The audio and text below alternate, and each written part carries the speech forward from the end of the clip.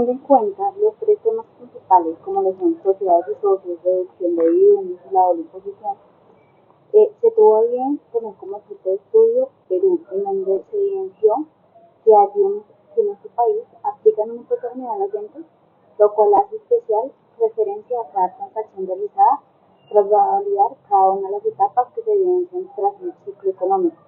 Por lo cual, para Perú se tiene estimada una tasa del 16% anual y asimismo también agrega un 10% correspondiente al impuesto de promoción municipal, el que se aplica de forma simultánea a todas y cada una de las operaciones grabadas con el denominado IGB. No obstante, también existen otros tipos de impuestos que en Perú son aplicables, como son el impuesto a la renta, el cual se clasifica en 5 categorías, entre las cuales se encuentran las asociadas al arrendamiento de la mano o producidas por las rentas de capital, rentas de comercio, las de trabajo independiente y las de trabajo dependiente, determinándose las mismas como las 5 categorías que existen para generar pago de impuesto a la renta.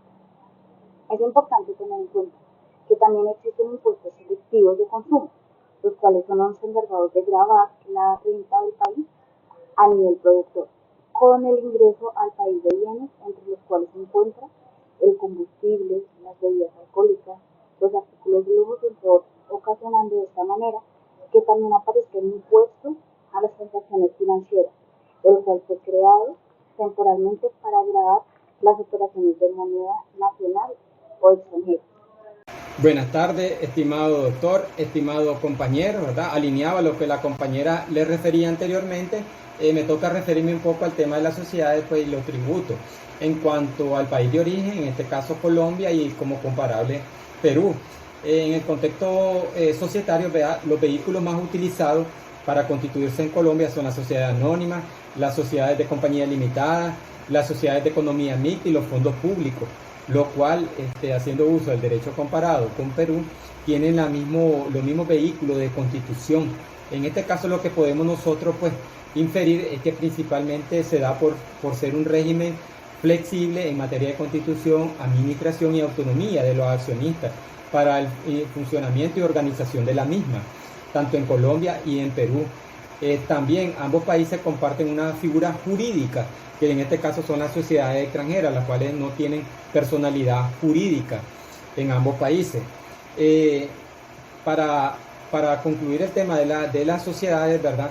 Es importante, pues, traer a colación lo que se enfrentan las sociedades en el contexto actual de la pandemia en relación al derecho societario y con el derecho concursal, dado que hay un gran riesgo en la actualidad pandémica, lo cual los estados tienen privilegio en temas de crédito fiscal a favor, pero se deben de crear instrumentos jurídicos frescos, societarios y concursal, con el fin de que se promuevan medidas económicas de manera integral y saludable para los inversores, dado que los estados solo se centran en temas tributarios, pero el derecho societario, el derecho concursal, tienen gran relevancia para en este caso los inversores o eventuales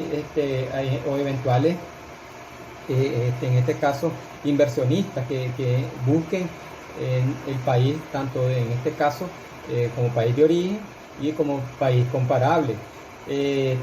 Dicen los estudiosos, pues, que todas las sociedades se encuentran en estado concursal. Pues eso es un poco delicado, y eso es lo que yo me refería anteriormente de la necesidad de crear instrumentos frescos a nivel societario y a nivel concursal.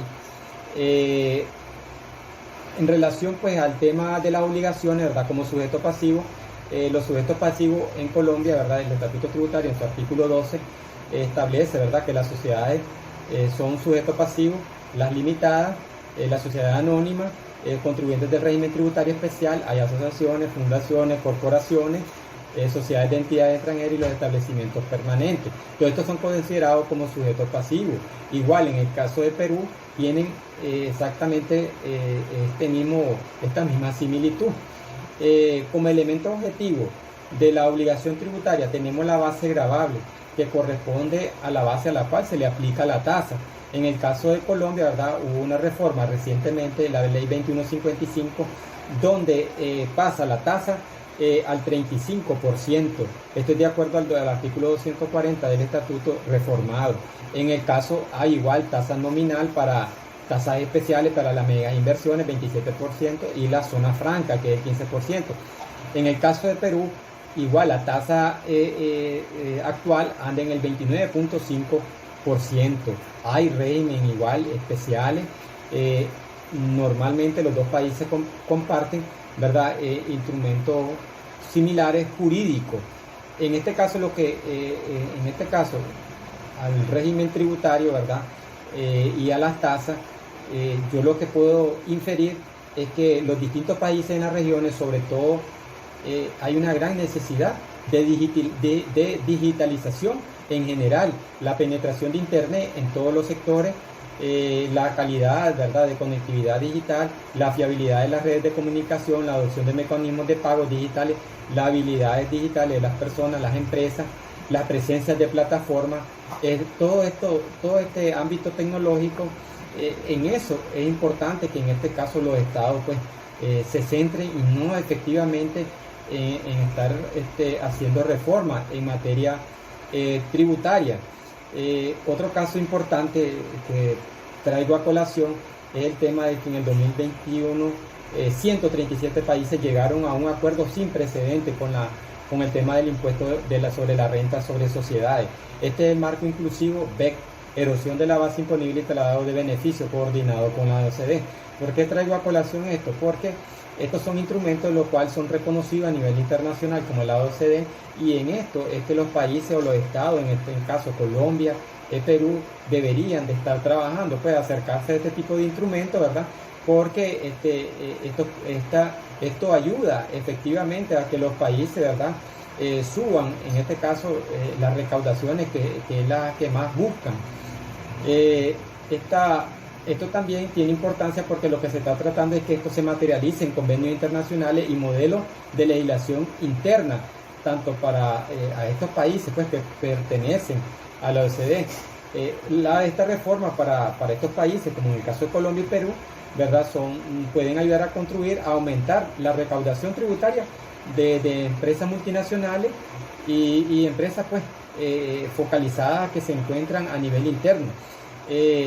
Esto va a ser muy importante porque, como les decía anteriormente, son instrumentos reconocidos y no precisamente se están centrando en incremento de las tasas. Entonces, para nivel de conclusión, puedo inferir dos elementos importantes. Poner en observancia qué está sucediendo a nivel internacional, qué están haciendo los organismos internacionales, y acoger esos tipos de instrumentos y focalizarlos dentro de la tributación interna del país. Y por último, es lo que les decía o me refería al inicio, observancia al aspecto societario y al aspecto concursal para darle seguridad a los inversores en estos países. Pues ya, entonces, esa es mi intervención. Buenas tardes. Buenas tardes, estimada docente y compañeros. Para seguir con la exposición, donde se está abordando como país de origen Colombia y como comparable Perú, y en línea con lo expuesto por mis compañeros, les voy a hablar acerca de los dividendos. Se entiende como dividendo o participaciones a la distribución de utilidades que decreten o repartan las entidades o sociedades a los accionistas o socios derivados de los beneficios obtenidos en el ejercicio de su actividad económica en un determinado periodo fiscal. Dicho esto, considero importante poner en contexto lo abordado por el profesor José Manuel Castro, que refiere que para hablar de dividendo es necesario que una entidad tenga beneficio y pueda distribuirlos, pues sólo así se crea la ficción que la renta de la actividad económica desarrollada se atribuye a la sociedad y que los socios reciben rendimientos cuya fuente es la participación social. De ahí se infiere que los dividendos son también una ficción de que la fuente de la renta no es la actividad económica subyacente, sino las participaciones sociales. De acuerdo al Estatuto Tributario, se entiende por dividendo o utilidad toda distribución de beneficio en dinero o en especie con cargo a patrimonio que se realice a los socios, accionistas, comuneros, asociados, suscriptores o similares, excepto la disminución de capital y la prima en colocación de acciones. Asimismo, las transferencias de utilidades que corresponden a rentas y ganancias ocasionales de fuente nacional obtenidas a través de los establecimientos permanentes o sucursales en Colombia de personas naturales, no residentes o sociedades y entidades extranjeras a favor de empresas vinculadas en el exterior. Esto de conformidad al artículo 30 del Estatuto Tributario. En este mismo orden de ideas es importante mencionar que el pago de dividendos tiene tratamiento para las sociedades anónimas y sociedades por acciones simplificadas en el artículo 455 del Código de Comercio colombiano, que establece el pago del dividendo se hará en dinero en efectivo en las épocas que acuerde la Asamblea General al decretarlo y a quien tenga la calidad de accionista al tiempo de hacerse exigible cada pago. En el caso de Perú, en el literal A del artículo 24-A de la Ley del Impuesto sobre la Renta establece que para los efectos del impuesto se entiende por dividendo y cualquier otra forma de distribución de utilidades el importe que las personas jurídicas domiciliadas en el país o las sucursales, oficinas o establecimientos permanentes de personas jurídicas no domiciliadas distribuyan a sus socios, asociados, titulares o personas que la integran, según sea el caso, en efectivo o especie, salvo mediante títulos de propia emisión representativos del capital.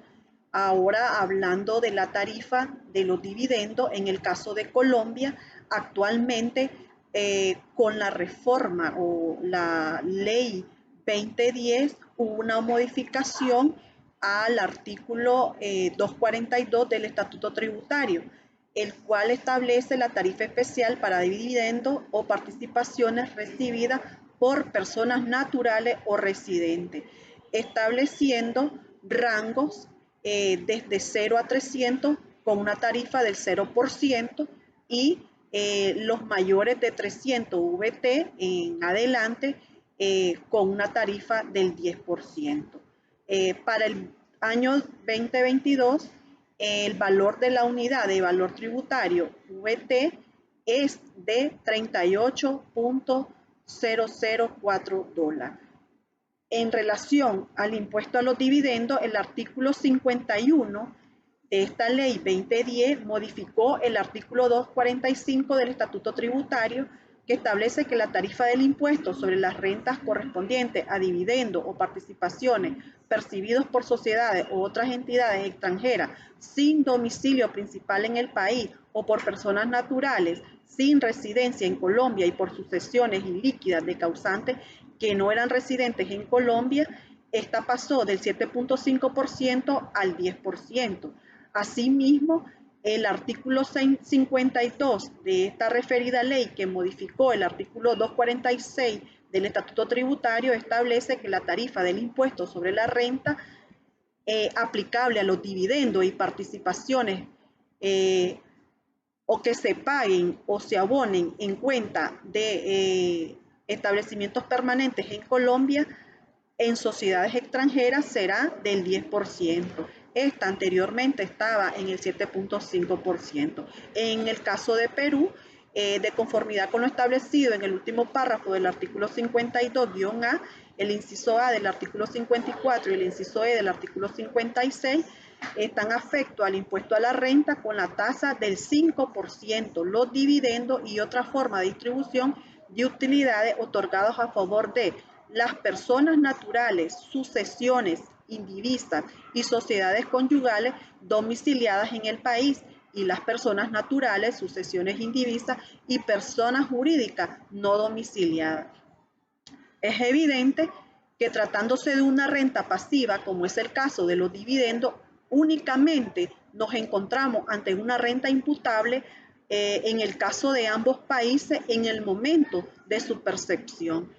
Ahora bien, es importante mencionar que en el caso de Colombia, el derecho a los descuentos tributarios por impuestos pagados en el exterior correspondiente a dividendos y participaciones están consagrados en los literales A, B y C del inciso segundo del artículo 254 del Estatuto Tributario.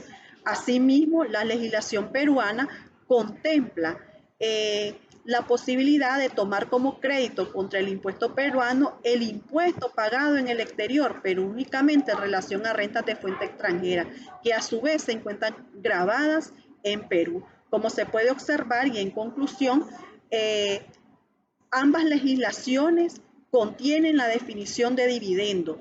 En ambas legislaciones se establece un porcentaje, ¿verdad?, aplicable a los dividendos. En el caso del Perú, el 5%, en el caso de Colombia, el 10%. Ambas legislaciones gravan, ¿verdad?, los dividendos, y también se puede entender que en ambas legislaciones se permiten los descuentos cuando se pagan dividendos en el exterior. Gracias por su atención.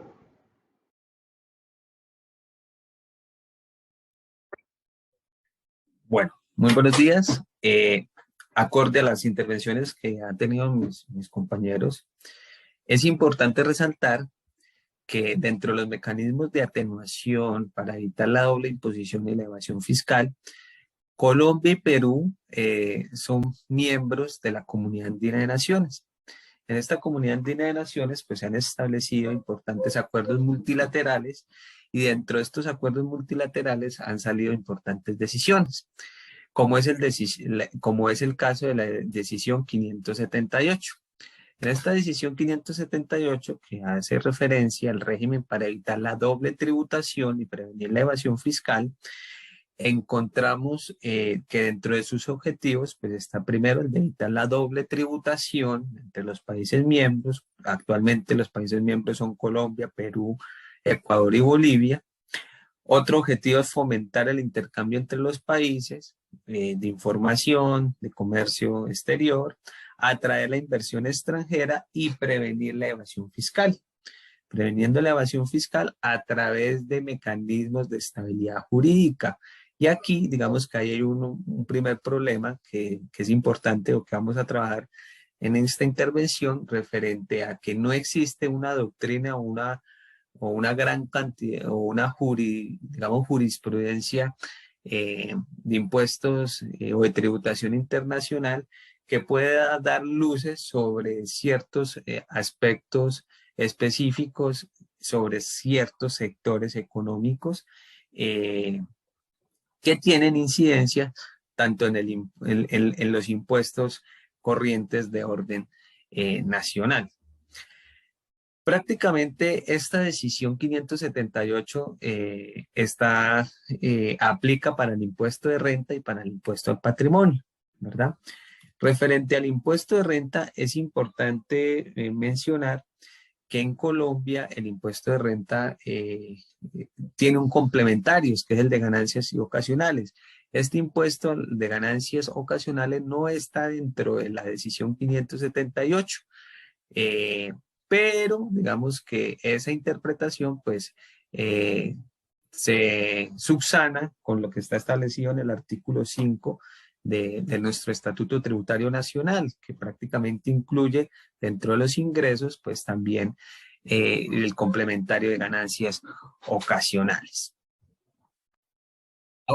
Ahora bien, los ingresos, que son los que constituyen el impuesto de renta, se tienen que ver de dos formas.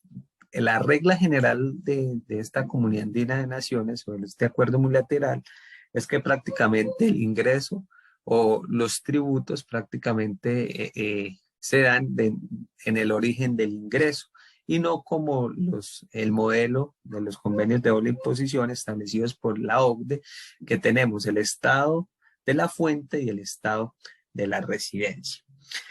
Es importante resaltar que este modelo, esta decisión 578, tiene unas excepciones al origen del ingreso. ¿Cuáles son esas excepciones? Vamos a tener excepciones en las rentas del transporte, que prácticamente estas se van a tributar en el domicilio de la empresa transportadora. Tenemos las rentas de los bienes inmuebles, prácticamente que son gravadas donde están situados los bienes inmuebles. Entonces, una sociedad que tenga en Colombia, que tenga un bien inmueble en Perú, pues prácticamente ese ingreso va a tributar en Perú. Tenemos otra excepción a la norma general, que es sobre los salarios de personal, del personal diplomático, que prácticamente estos salarios son gravados por los países a los que les prestan el servicio. Tenemos los ingresos que se pueden percibir por las ventas de vehículos de transporte o aéreos o aeronaves que prácticamente tributan es en el domicilio del propietario. Hay una sección sobre las acciones, que prácticamente las acciones, la venta de las acciones pues tributan donde se emitieron prácticamente este título o valor.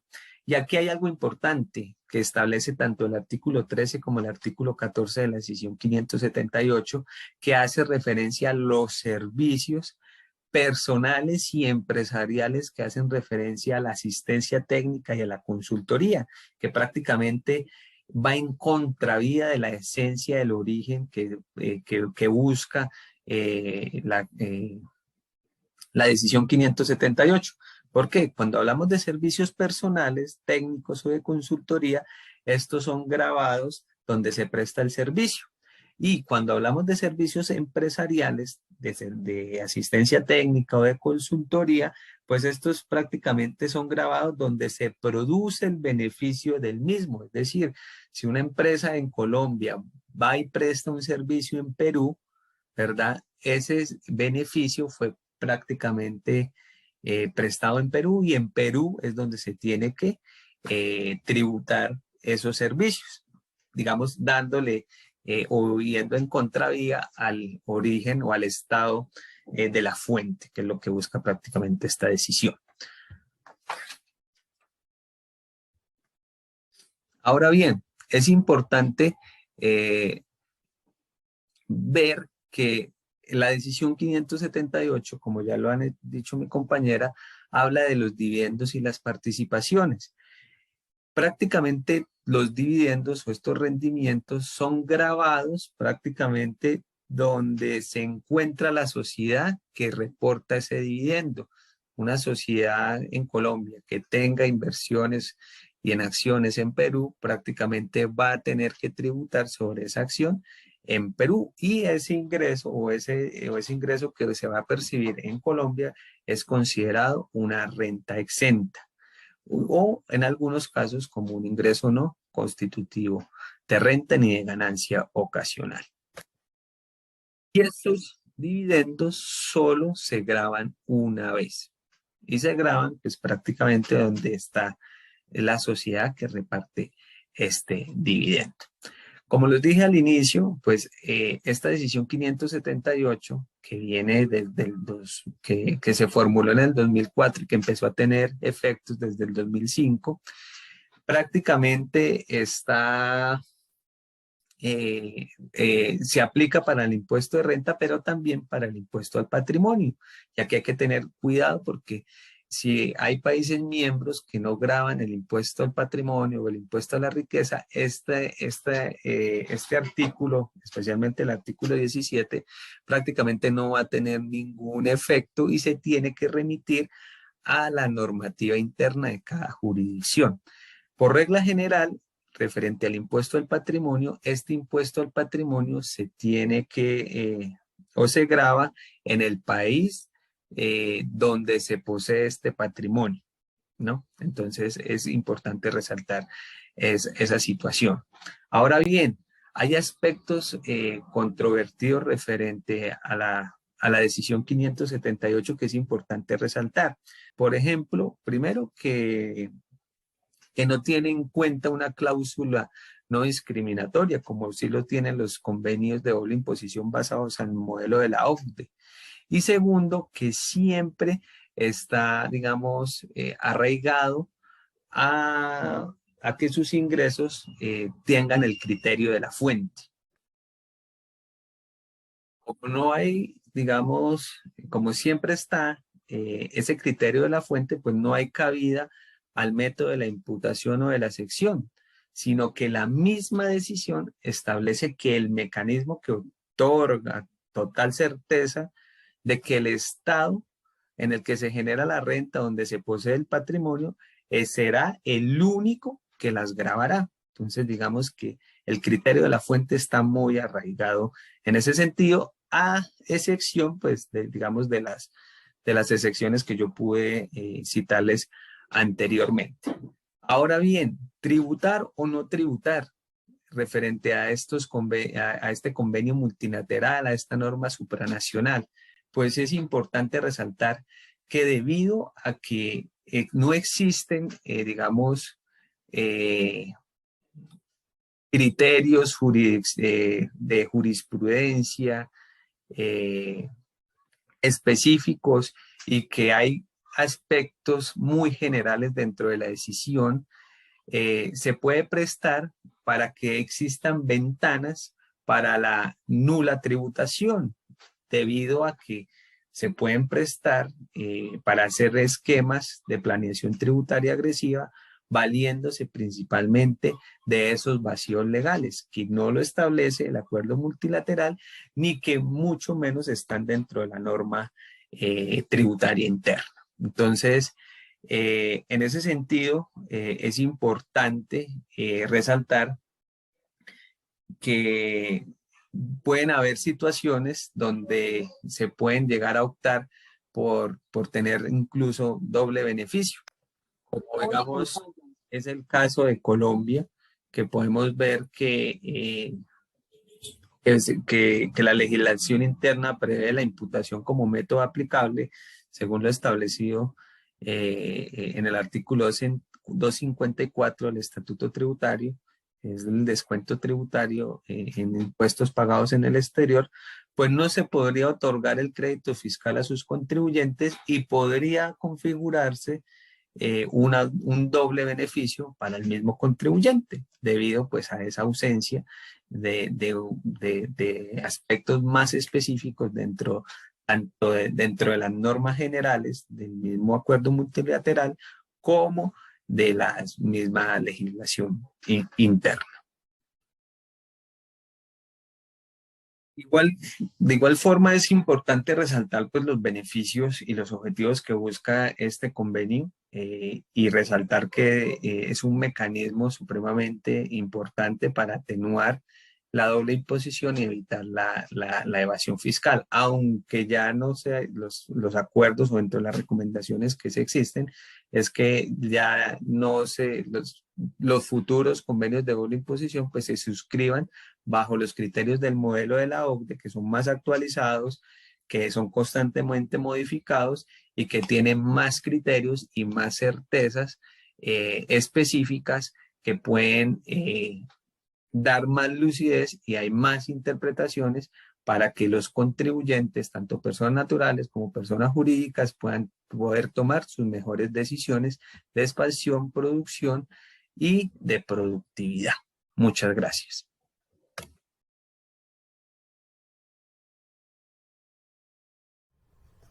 Cordial saludo, compañeros y profesores.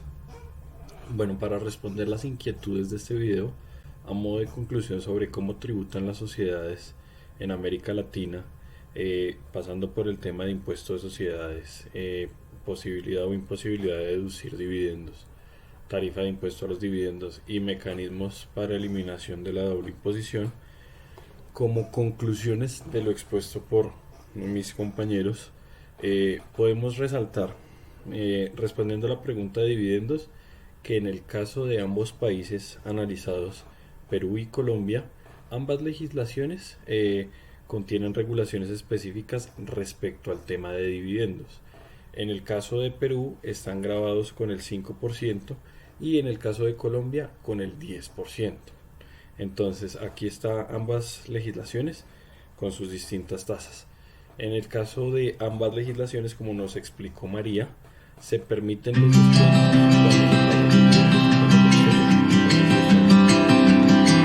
los descuentos. Para el tema de sociedad y sociedades, en ambos casos es importante tener en cuenta que la tipología de los tributos implica que estos tienen características y elementos específicos, como nos lo demostró Johnny, que conforman una obligación en el legislador que permita crear una seguridad jurídica y una certeza para el contribuyente de que el pago de ese tributo va a ser efectivamente aprovechado por el Estado pues permitiendo un incentivo a la tributación por parte del contribuyente. Y finalmente, como nos lo explicaba Andrés, para el caso de los convenios de doble imposición, en este caso también ambos países cuentan con un convenio de doble imposición regulado en la decisión 578 de la Comunidad Andina de Naciones, que como regla general explica que los tributos se originan en el origen del ingreso, y que en este caso, pues valga la redundancia, es en el origen y no según la fuente de la residencia, el domicilio, como pues en los casos de la OCDE. No obstante, en este caso hay excepciones en este convenio, como puede ser los ingresos de operaciones de transporte, entre otras, como lo mencionó Andrés. Muchas gracias por su atención. Feliz noche y feliz tarde para todos.